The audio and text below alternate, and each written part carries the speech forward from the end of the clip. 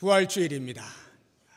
우리 옆에 있는 분들하고 한번 큰 소리로 부활의 주님을 찬양합시다. 한번 해보십시오. 할렐루야. 이 부활의 아침에 우리가 함께 묵상할 말씀은 시편 22편입니다. 시편 22편은 내용상으로 전체를 두 부분으로 나누어 볼 수가 있습니다. 1절에서 21절까지 그리고 22절부터 31절까지 둘로 나눌 때 앞에 있는 1절에서 21절까지는 다윗이 받았던 고통을 호소하면서 신음하는 내용이 그려져 있고 22절부터 31절까지는 그러한 가운데 끊임없이 기도하는 중에 구원하여 주실 하나님을 전심으로 신뢰하게 되고 확신하면서 찬송을 올려드리는 내용으로 그려져 있습니다. 이 시편 22편은 총 150편의 시편 가운데 7편으로 구별되고 있는 메시아 예언시 가운데 하나로서 메시아를 예표하는 내용으로 우리가 보고 있습니다. 다시 말씀드리면 다윗 한 개인이 당하였던 고통과 그 고통 속에서 신음할 때 들으시는 하나님의 응답과 구원, 그리고 그것에 대하여 감사하여 찬양하는 이 모든 것이 예수 그리스도의 십자가에서의 고통과 부활을 예표한다라고 하는 면에서 메시아 예언시로 구별이 되고 있는 것입니다. 저는 이 말씀 가운데 1절부터 21절까지는 지난 고난주간 금요일에 함께 여러분과 생각을 해보았고 이제 그 짝을 이루고 있는 22절에서 마지막 절까지 그리스도의 부활에 대하여 다시 한번 이 부활의 아침에 여러분과 말씀으로 묵상해 보기를 원합니다. 크게 두 가지 질문을 제가 던지고 말씀 안에서 그 답을 함께 찾아가 보도록 하겠습니다. 무엇보다 먼저 예수 그리스도의 부활이 왜 모든 인류에게 가장 큰 희망의 사건이요 메시지가 되는가라고 하는 질문이고, 또 다른 하나의 질문은 그러한 부활의 주님을 영접하여 그 영광스러움에 참여하는 성도는 과연 어떤 삶을 살아야 하는가, 이 두 가지 질문에 대해서 말씀 속에서 답을 찾아가 보도록 하겠습니다. 그럼 먼저 왜 그리스도의 부활이 우리 모든 인류에게 희망의 메시지와 사건이 되는가 하는 것 세 가지를 말씀드리겠는데, 그 첫 번째는 신음하는 소리, 고통 가운데 부르짖는 소리, 하나님 앞에 기도하는 그 소리를 들으시는 하나님이 계신다는 것을 부활하신 주님께서 그것을 드러내주고 있습니다. 증명해주고 있는 거예요. 주님의 부활은 살아계신 하나님께서 당신의 백성들의 신음하는 소리를 들으시는 것을 입증해 주기 때문에 그 부활의 소식이 우리에게 희망의 소식이 되는 것입니다. 24절 말씀을 같이 보겠습니다. 24절 같이 읽어봅니다. 그는 곤고한 자의 곤고를 멸시하거나 싫어하지 아니하시며 그의 얼굴을 그에게서 숨기지 아니하시고 그가 울부짖을 때에 들으셨도다. 다윗이 이와 같은 고백을 하게 될 때에는 처음부터 우리 하나님은 좋으신 하나님, 내 기도를 들으시는 하나님, 곤고한 자를 멸시하지 아니하시고 싫어하지 아니하시고 외면하지 아니하시고 울부짖을 때 반드시 들으시는 하나님, 이렇게 고백한 것이 아닙니다. 그의 처음은 어떻게 출발하느냐 하면 22편 1절 2절을 보시기 바랍니다. 1절 2절 같이 읽어봅니다. 내 하나님이여 내 하나님이여 어찌 나를 버리시었나이까. 어찌 나를 멀리하여 돕지 아니하시오며 내 신음소리를 듣지 아니하시나이까. 내 하나님이여 내가 낮에도 부르짖고 밤에도 잠잠하지 아니하오나 응답하지 아니하시나이다. 이것이 다윗의 기도의 첫 출발이었습니다. 심각한 고통 가운데 있을 때에, 대적들로부터 핍박을 당하게 될 때에, 피하여 도망가던 때에 아무리 부르짖고 부르짖어도 하나님은 아니 계신 것만 같이 대답을 하지 아니하시는 겁니다. 다윗의 마음이 답답해지는 것입니다. 하나님, 왜 저에게 응답하지 않으시는 겁니까? 제가 이렇게 부르짖습니다. 낮에도 부르짖고 밤에도 잠잠하지 아니하는데 과연 어디에 계십니까? 왜 듣지 않으시나요? 이렇게 출발하였던 다윗의 기도가 시간이 흐르면서 기도하는 가운데 계속해서 구원을 베푸시는 하나님을 확신하게 되는 겁니다. 그렇지, 지금까지 우리 이스라엘의 역사를 보면 하나님이 한 번도 구원하지 아니하신 적이 없고 홀로 살게 놔두신 적이 없는데 내가 왜 그 마음을 가졌을까? 기도하는 가운데 계속 마음이 바뀌면서 구원하시는 하나님에 대한 전적인 신뢰가 생기면서 기도의 내용이 이렇게 바뀌는 거예요. 공고한 자의 공고를 멸시하거나 싫어하지 아니하시는 하나님, 얼굴을 그에게 숨기지 아니하시고 울부짖을 때에 들으시는 하나님. 그렇습니다. 예수 그리스도께서 겟세마네 동산에서 십자가를 지시기 직전에 간절히 울부짖죠. 땀방울이 핏방울이 되듯이 하나님 앞에 기도합니다. 제발 이 잔을 저에게서 옮겨 주십시오. 물론 제 뜻대로 마옵시고 아버지의 뜻대로 하옵소서, 이렇게 기도하셨지만 예수님의 마음 가운데는 십자가를 지고 싶지 않은 겁니다. 신으로서 인간의 그 죄를 위하여 십자가를 질 아무런 이유가 없는 예수님께서 이 잔을 피하면 안 될까요? 그렇게 간절히 울부짖었지만 그 고통의 신음소리는 하나님께서 마치 듣지 아니하신 것처럼 절대적으로 외면하시면서 예수님은 십자가에 그대로 죽으실 수밖에 없었습니다. 아마 우리 하나님께서는 들었어도 듣지 아니하신 것처럼, 보고 있어도 보지 아니한 것처럼 하지 아니할 수가 없어 그때 어둠을 세상에 주었는지도 모르겠습니다. 그 어둠 가운데서 울부짖는 아들의 모습을 보지 아니함으로써 구원의 계획을 성취하시는 하나님께서는 마치 아들의 고통과 신음을 듣지 아니하신 것 같았지만 결국 3일 만에 모두가 끝났다라고 하는 그 순간 하나님도 계시지 아니하시고 하나님의 아들이라 여겨지는 예수 그리스도를 십자가에 못 박기까지 하나님은 아무 일도 하지 아니하신 것으로 보아서 예수의 메시아 되심은 헛것이었다, 모든 사람들이 생각하고 있는 그때에 우리 하나님께서는 그리스도를 무덤에서 일으키시고 모든 사망의 권세를 깨뜨리시고 부활케 하심으로 만유의 주로 우뚝 세우셔서 그 모든 이름 위에 뛰어난 이름으로 만물이 그 앞에 무릎을 꿇게 만들어 주신 겁니다. 하나님은 응답하시는 하나님이에요. 이 부활의 아침에 우리가 기억할 것은 우리 하나님은 성도의 신음을 들으신다는 거예요. 사랑하는 여러분, 우리의 삶 가운데 닥쳐 있는 여러 가지 많은 어려운 문제들, 환난들, 고통들, 고난들 얼마나 많이 있습니까? 그러한 것들을 위하여 하나님 앞에 간절히 기도하고 기도해도 마치 하나님이 아니 계신 것만 같이 듣지 아니하시고 더디 응답하시는 그것으로 인하여 마음에 더 큰 불안함과 두려움이 있지는 않습니까? 그러나 기억하십시오.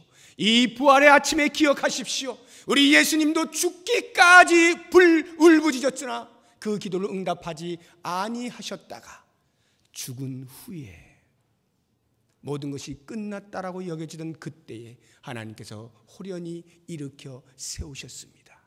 우리 하나님은 우리의 고통을 끝까지 모른 척하지 아니하셔요. 반드시 들으시고 가장 좋은 때에 세워주시는 겁니다. 그러므로 사랑하는 여러분, 십자가가 없이 부활의 영광을 맛볼 수 없듯이 우리가 고난을 당할 때에는 하나님께서 그 고난의 터널을 뚫고 나아갈 때 영광스러운 빛으로 다가오실 것에 대한 기대감을 가지시라는 겁니다. 그 기대가 있을 때 오늘 내가 어두운 터널을 오랫동안 지나고 있어도 실망하지 아니하고 좌절하지 아니하고 낙심하지 아니하고 끝까지 걸어가 빛 대신 주님 앞으로 나아갈 수가 있게 되는 것입니다. 이 부활의 아침에 부활하신 주님의 기도를 들으신 하나님 아버지를 바라보시면서 우리에게도 베푸실 그 놀라운 은혜 앞에 감사하시면서 오늘을 이겨내실 수 있기를 주의 이름으로 축복합니다. 두 번째로, 그리스도의 부활이 왜 인류에게 희망의 메시지가 되는가? 그것은 이 주님의 부활이 만민에게 공통적으로 기회를 부여하시기 때문입니다. 다시 말하면 그리스도의 부활 아래 들어온 모든 사람들은 어느 누구를 막론하고 구원의 은혜를 입을 수 있다 이 말입니다. 차별이 없어요. 27절 한번 보시기 바랍니다. 27절 같이 읽어봅니다. 땅의 모든 끝이 여호와를 기억하고 돌아오며 모든 나라의 모든 족속이 주의 앞에 예배하리니. 다윗이 이렇게 말하고 있는 거예요. 자기 백성들이 하나님을 찬송하는 것은 말이 되죠. 하나님을 섬기고 있으니까요. 그런데 자기 백성뿐만이 아니라 나아가서 땅의 모든 끝이 여호와를 기억하고 돌아오며 모든 나라의 모든 족속이 주의 앞에 예배합니다. 무슨 말입니까? 이스라엘 백성들뿐만 아니라 선민으로 부름받은 유대인들뿐만 아니라 나머지 모든 이방인들, 하나님을 알지 못했던 자들조차도 그리스도의 부활 아래 함께 모인다는 거예요. 얼마나 놀랍습니까? 뿐만 아니라 29절 보시기 바랍니다. 29절 같이 읽어봅니다. 세상의 모든 풍성한 자가 먹고 경배할 것이요 진토 속으로 내려가는 자 곧 자기 영혼을 살리지 못할 자도 다 그 앞에 절하리로다. 두 종류의 사람이 나오죠. 풍성한 자가 나오고 진토 속으로 내려가는 자. 풍성한 자의 반대말입니다. 스스로 먹을 것이 없어 극한 가난 가운데 있는 자를 말하는 겁니다. 이 풍성한 자가 먹고 경배하고 그 영혼을 살리지 못할 자 같은 지극한 가난 속에 있는 자도 그 앞에 절합니다. 풍성한 자도 부활의 주님 앞에 경배하고 가난한 자도 부활의 주님 앞에 경배합니다. 세상이 만들어 놓은 이원론적인 차별을 그리스도의 부활하심이 깨뜨려 버리시고 철폐하시고 그 안에 새로운 공동체로 한 가족을 만드신 거예요. 이것이 비단 물질의 유무에만 있겠습니까? 지식의 유무도 마찬가지입니다. 권력의 유무도 마찬가지입니다. 건강의 유무도 마찬가지예요. 어떠한 것으로도 이 세상이 만들어 놓은 이원론적 차별, 그래서 내가 너보다 낫고 내가 너보다 못나고 라고 여겨지는 이 모든 것들을 철폐하시고 그리스도의 부활 아래 한 가족으로 삼으셔서 구원의 은혜를 베푸시는 이것이야말로 모든 인류에게 주어지는 놀라운 희망의 소식이 아니고 무엇이겠습니까? 만약 우리를 구원의 그 부활의 잔치에 참여하게 할 때에 어떤 자격을 제시하라고 요청한다면 과연 얼마나 많은 사람들이 그 잔치에 참여할 수 있겠습니까?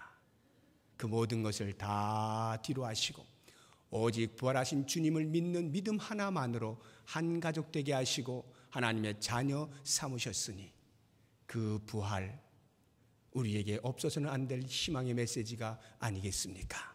이제 마지막 세 번째, 그리스도의 부활이 왜 모든 인류에게 희망의 메시지가 되는가? 예수 그리스도께서 부활하신 것처럼 모든 성도들도 함께 부활한다는 것을 증거하기 때문에 그렇습니다. 우리가 교동문에서 읽은 것 같이 예수님께서는 부활하심으로 모든 잠자는 자들의 첫 열매가 되셨습니다. 그리스도께서 부활하심으로 우리 모든 성도도 부활하는 것을 알게 하셨습니다. 만약 성도에게 부활이 없다면 그리스도의 부활은 헛것이요 이 땅에서 우리가 가장 불쌍한 자로 사는 것입니다. 부활이 없는 채 그리스도를 믿는 믿음이야말로 이 땅에서 가장 처참하고 비참한 불쌍한 모습이 아니고 무엇이겠습니까? 그런데 우리 주님께서 먼저 부활하심으로 온 성도에게 부활이 있을 것을 알려주시고 그 영광스러운 부활이 하나님의 보좌 우편에 앉아 계실 것을 보여주심으로 우리들도 이 육신의 장막을 벗고 나면 그리스도와 함께 부활하여 하나님의 보좌에 둘러서서 영원토록 주님을 찬송하는 존재가 되게 하시는 이 놀라운 사실이 주님의 부활 속에 드러나고 입증되고 있으니 이것이 어찌 모든 인류에게 참된 희망의 메시지가 아니겠습니까? 사랑하는 여러분, 우리는 부활의 소망이 있는 자들이에요. 그래서 설령 이 땅에서 모든 것을 다 가지지 못한 자의 삶을 산다 할지라도 너무 슬퍼하지 마십시오. 오히려 갖지 못한 것이 더 많은 풍성함을 누리는 것에 대한 기대를 갖게 만들지 않습니까? 우리 주님께서 부활하심으로 우리에게 그것을 입증하셨으니 그 신앙을 가지시고 천국을 바라보시면서 오늘 하루를 승리하시는 삶을 사시기를 바랍니다. 이제 두 번째 질문에 답을 해보겠습니다.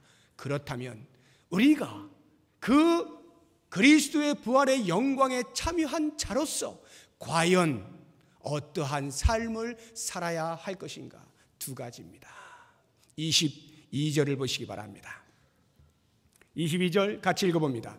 내가 주의 이름을 형제에게 선포하고 회중 가운데서 주를 찬송하리로다. 두 가지가 나오죠. 하나는 선포, 또 다른 하나는 찬송입니다.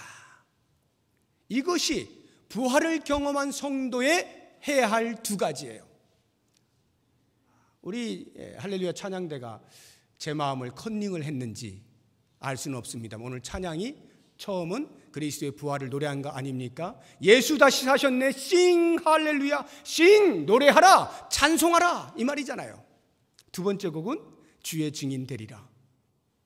부활의 주님을 증거하는 증인의 삶을 살겠다라고 찬송으로 영광 돌리지 않습니까? 이것이 부활을 경험한 성도의 두 가지 할 일이에요. 찬송과 선포입니다. 찬송을 먼저 보십시오. 다윗이 어떻게 표현을 하고 있느냐 하면 이 하나님을 찬송하라는 표현을 여러 가지 다른 말들로서 계속해서 강조를 하고 있습니다. 23절입니다. 23절 여호와를 두려워하는 너희여 그를 어떻게 하라고요? 찬송할지어다. 그 다음에 야곱의 모든 자손이여 그에게 영광을 돌릴지어다. 이게 지금 다 같은 말이에요. 그 다음 너희 이스라엘 모든 자손이여 그를 경외할지어다. 이것뿐만이 아닙니다. 27절 보십시오. 땅의 모든 끝이 여호와를 기억하고 돌아오며 모든 나라의 모든 족속이 주의 앞에 뭐 한다고요? 예배하리니. 29절입니다. 세상의 모든 풍성한 자가 먹고 뭐해요? 경배할 것이요 진토 속으로 내려가는 자 곧 자기 영혼을 살리지 못할 자도 다 그 앞에 뭐 한다고요? 절하리로다. 30절 후손이 그를 섬길 것이요. 이러한 단어들이 전부 같은 말이에요. 찬송하라는 거예요. 부활의 주님께 찬송을 올려 드립시다, 이 말이에요. 성도가 할 일은 찬송하는 겁니다.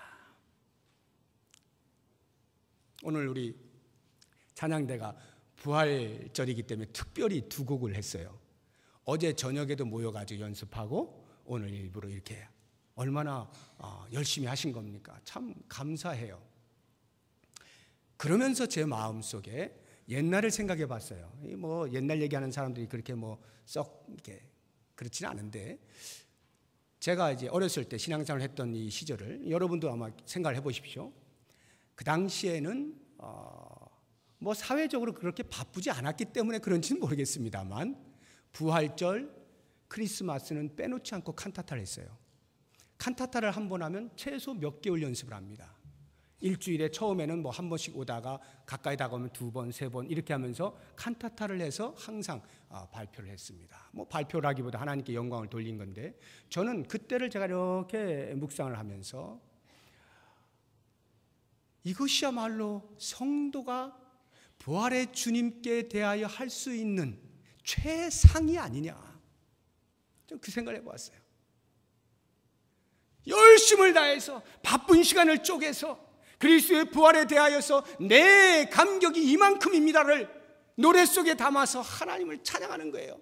감사합니다. 부활하신 주님 감사합니다. 부활의 주님을 우리에게 허락하시니 감사합니다. 하나님 찬송을 올려드리는 것, 이것이 우리의 본분이요 자세인 것입니다. 오늘 부활절 연합예배를 기독교 인천 기독교 총연합회에서 삼산 월드체육관에서 했습니다. 찬양대가 무지하게 많이 섰어요. 제가 깜짝 놀라가지고 대충 눈으로 쉬었습니다. 이렇게 몇 명이나 앉아있나. 줄을 쭉쭉쭉쭉 이렇게 쉬어봤더니 약 1200명이 앉았더라고요. 찬양대만 1200명이 앉아서 그리스도의 부활을 찬양하는데요. 공간이 커서 그런지 그렇게 웅장하지 않더라고. 제가 깜짝 놀랐어요. 1200명이 부르는데 공간이 커서 그런가? 그렇게 크게 들리지가 않아요. 그러니 우리가 얼마만큼 찬송을 올려드려야 하늘에 닿을까? 제가 시사적으로 표현을 하는 겁니다. 온몸과 마음을 다해서 하나님을 향하여 노래를 할 때 그 부활의 영광이 세계 가운데 울려 퍼지지 않겠습니까? 저는 할 수 있다면 우리 할렐루야 찬양대 내년에는 한번 시도를 해보면 좋겠습니다. 네, 한번. 그래서 정말 이 찬양은요, 제가 부활절의 찬양을 할렐루야 찬양대만 제가 이야기를 합니다만, 찬양대의 책임으로만 보는 것이 아닙니다. 우리 모든 성도가 하는 것인데, 찬양대가 성도들의 대표하여 찬양하기 때문에 제가 부탁을 드리는 것이고, 우리 모든 성도들의 마음에도 동일해야 돼요. 부활하신 주님을 마음껏 노래하는 겁니다. 그래서 이 찬송이 예배와 경배와 섬김과 경애와 영광 돌리는 이러한 다른 단어들로 표현이 똑같이 되고 있는 이유가 뭐냐 하면, 우리의 예배함이 부활의 주님을 드러내는 것이다 이 말이에요. 부활의 주님께 영광을 돌리는 것이다 이 말이에요. 그래서 매 주일마다 우리가 왜 모이느냐? 한 번도 빠지지 않고 매 주일마다 모입니다. 왜요? 찬송하기 위해서예요. 부활하신 주님을 찬송하기 위해서입니다. 우리 기독교를 가리켜서 경성종교라고 불러요. 경성종교가 뭐냐 하면 모임, 집회가 규칙적으로 있는 종교를 가리켜서 경성종교라 해요. 그것이 규칙적으로 없는 불교와 같은 데를 연성종교라 해요. 기독교는 왜 유별나게 매 주일마다 모입니까? 주일만 모입니까? 수요일 모이죠. 금요일 모이죠. 매일 새벽 모이죠. 각종 집회 때마다 나오라고 하죠. 왜 이렇게 많이 모입니까? 내가 생활을 집에서 하는지 교회에서 하는지 알지 못할 정도예요. 내가 직장 생활을 하는지 교회 생활을 하는지 알지 못할 만큼 많이 모이지 않습니까? 왜 그렇게 모이나요? 나오라고 하니까 할 수 없이 나오나요? 아니요, 여러분 기억하십시오. 나올 때마다 내 중심은 부활하신 주님을 찬양하기 위함입니다. 어떤 예배도 부활하신 주님을 찬송하기 위해 모이는 거예요. 우리의 모임 자체가 하나님을 찬송하고 있는 거예요. 부활의 주님께 영광을 돌리고 있는 거예요. 그 중심을 가지고 예배에 참석할 때 은혜가 폭포수같이 쏟아지는 겁니다. 우리의 찬송이 입이 크게 벌려지는 거고요. 우리의 가슴을 다해서 불러지는 찬송이 될 수밖에 없는 거예요. 모쪼록 원하기는 사랑하는 성도 여러분, 우리의 남은 생에 얼마를 더 살지 모르지만 우리의 목소리가 남아있을 때에 그 하나님을 마음껏 노래하시고 찬송하시고 예배하시고 영광 돌리시는 복된 삶 사시기를 축원합니다. 두 번째로 우리가 할 일은 선포예요. 그리스도의 부활을 선포하는 겁니다. 우리 30절 한번 보실까요? 30절 뒷부분에 보면 대대의 주를 전할 것이며, 31절 같이 읽어봅니다. 와서 그의 공의를 태어날 백성에게 전하며 주께서 이를 행하셨다 할 것이로다.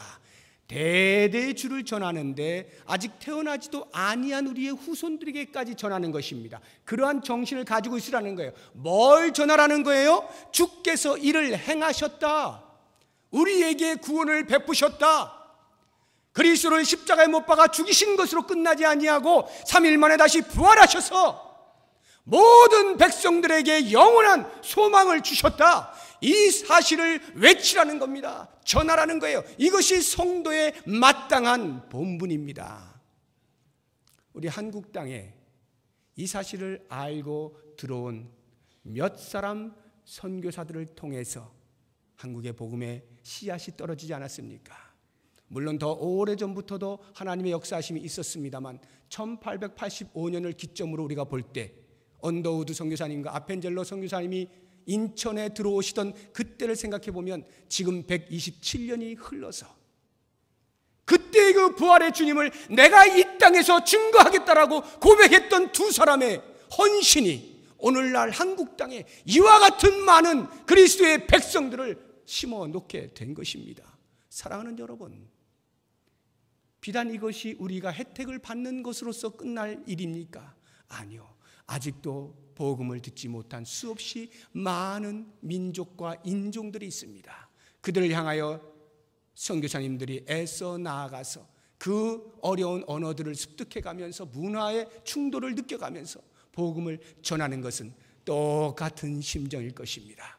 부활의 주님을 만방에 알리는 이 성도의 책임과 의무를 다하기 위함이 아니겠습니까? 모쪼록 사랑하는 성도 여러분, 원합니다.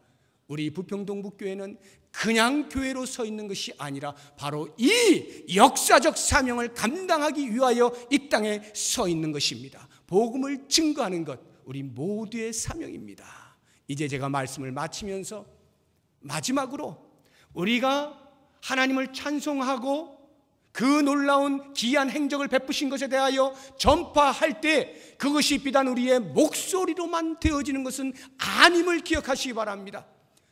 당연히 우리의 목소리를 다하여서 하나님을 찬송하고 그 부활의 주님을 영화롭게 하고 복음을 증거해야겠지만, 오늘날 특별히 우리 한국교회의 큰 문제로 지적되고 있는 삶의 문제에 있어서 우리는 하나님을 찬송하고 그 하나님의 귀한 행적을 전파하는 사명도 있음을 잊지 마시기 바랍니다. 부활의 주님께서 왜 부활을 하셨나요? 십자가에 못 박혀 죽으신 그 주님이 왜 부활하셨나요? 그것은 우리의 모든 죄악을 끊어내시기 위하여, 사시기 위하여 부활하신 것 아닙니까? 그렇다고 한다면 우리가 부활의 주님께 동참하는 삶을 산다라고 할 때 역시 우리도 모든 죄악들을 끊어버리고 거룩한 삶을 살아야 하는 거예요. 우리의 행동이, 우리의 삶이 거룩으로 나타나야 하는 것입니다. 가정에서, 직장에서, 일터에서, 만나는 사람들마다의 관계 속에서 어디가 되었든지 거룩이 드러나는 삶을 살 때 그것이 곧 부활하신 주님을 찬송하는 것이요 증거하는 것이 됩니다. 뿐만 아니라 부활의 주님 왜 부활하셨습니까? 유대인과 이방인이 갈라져 있었습니다. 물질을 가진 자와 갖지 못한 자가 갈라져 있었습니다. 건강한 자와 건강치 못한 자가 갈라져 있었습니다. 주인과 종이 갈라져 있었습니다. 배운 자와 배우지 못한 자가 갈라져 있었어요. 모든 세속이 나누어 놓은 그 모든 이원론들을 한순간에 철폐하시고 하나로 묶어주신 것 아닙니까? 주님께서 부활하신 것은 그 부활의 주님 아래에서 새로운 공동체로, 새로운 가족이 형성되는 교회를 드러내 주신 것 아닙니까? 그렇다고 한다면 오늘날에 그 부활의 영광에 참여하는 모든 성도들의 삶 가운데에는 하나됨을 해치는 어떠한 것도 다 철폐해야 됩니다.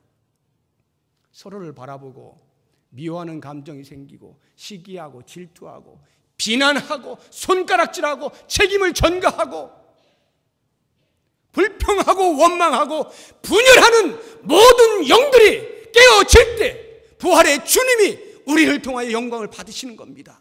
오늘날의 한국교회가 갖고 있는 심각한 질병 가운데 하나가 바로 이거예요. 우리의 삶을 돌아보십시다. 그리고 이 부활의 아침에 주님을 묵상하면서 내 마음속에 나도 모르게 형성되어져 버린 그 오래 묵은 때들을 이제 주님께 영광을 돌리는 삶을 위하여 하나씩 하나씩 벗겨내고 떼어내서 거룩의 모습과 하나됨의 모습으로 영원토록 부활의 주님을 찬송하시고 증거하시는 복된 삶 사시기를 주의 이름으로 축복합니다. 기도하겠습니다.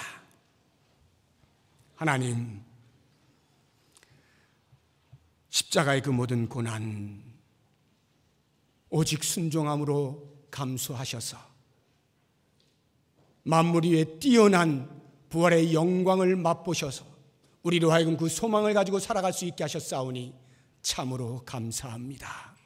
우리가 부활의 주님의 영광에 참여한다 하면서도 때로 우리가 얼마나 그 주님을 찬송하며 경배하며 증거하며 살았는지 심히 부끄러울 뿐입니다. 우리의 입술로, 우리의 생각으로, 우리의 행동으로, 삶으로 부활의 주님을 마음껏 노래하며 선포할 수 있는 복된 삶 살게 하여 주시옵소서. 예수 그리스도의 이름으로 기도드립니다. 아멘.